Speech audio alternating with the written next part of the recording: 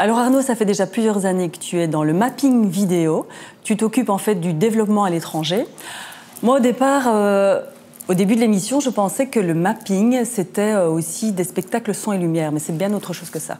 Oui, effectivement. Donc le mapping, ça fait partie des spectacles son et lumière, mais effectivement l'approche est assez différente. Là où un son et lumière va principalement travailler justement avec des spotlights, donc de la mise en lumière architecturale pure et dure, la vidéoprojection va permettre évidemment beaucoup plus de possibilités, notamment le fait de réellement faire coïncider les effets 3D avec l'architecture du bâtiment pour créer des illusions d'optique. Et ça, c'est vraiment ce qu'on appelle le vidéomapping. On peut travailler sur des bâtiments, on peut travailler sur des véhicules, on travaille sur des hologrammes, sur des rideaux d'eau, des fontaines. Dès qu'il y a un support tangible qui est capable de capter la lumière, en fait. Créer de la magie? Créer de la magie, c'est vraiment ça, effectivement. C'est déformer des bâtiments, les faire vivre, les faire se transformer. Et vraiment, là, c'est de la magie, mais sans casque, en fait. C'est de la réalité augmentée sans device.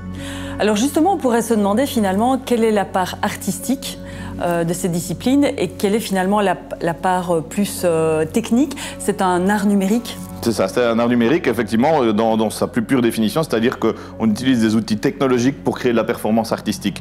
Et vraiment, l'un ne va pas sans l'autre. La technique du mapping, c'est à la base quelque chose qui a été... C'est des outils technologiques qui existaient, qui ont été détournés de leur usage principal pour en faire justement des outils de mapping. Donc évidemment, la technique est en amont, et ensuite, une fois que la technique est maîtrisée, une fois que le modèle 3D du bâtiment est constitué, alors après vient l'artistique qui va donner vie au spectacle. En fait, on sort du cadre de l'écran, donc ça nous amène des contraintes, mais aussi justement pas mal d'opportunités de raconter des histoires. Donc souvent, on va créer un fil narratif, quel que soit le thème qu'on aborde lors de l'événement. On peut justement sublimer ce bâtiment, en raconter l'histoire d'événements qui y sont associés. On va parler de génération. Les nouvelles générations, elles ont l'habitude, elles jouent avec des jeux vidéo, etc. Mais si on prend plutôt des anciennes générations, est-ce que finalement c'est facile pour eux d'aborder le mapping vidéo? Ça peut être un peu compliqué, non?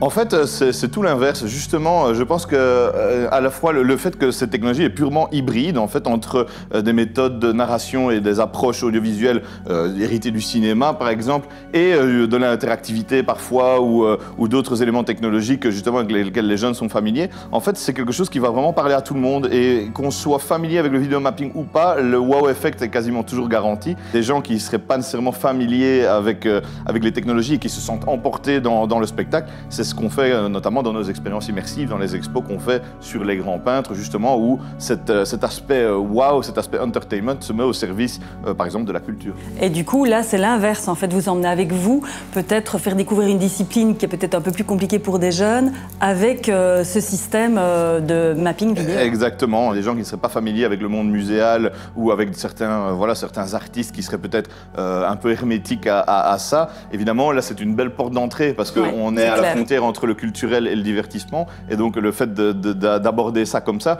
souvent on est très fiers quand à la fin de notre expo Van Gogh, les gens disent « Waouh, maintenant j'ai envie d'aller voir les vraies œuvres » parce qu'ils comprennent un peu mieux le processus créatif et la vie de l'artiste. Donc vous ne dénaturez pas, hein? Non, non, vraiment ça c'est quelque chose qui est même dans notre nature profonde, c'est de ne pas dénaturer ni les bâtiments sur lesquels on travaille, ni les œuvres qu'on aborde quand il s'agit d'artistes, ni les histoires qu'on raconte, c'est vraiment de les sublimer au travers de notre propre regard. Merci Arnaud, et du coup tu vois, tu me parles moins chinois qu'en début d'émission. Ah, parfait, tant mieux si tu es plus familière avec le mapping maintenant. Merci. Merci à toi.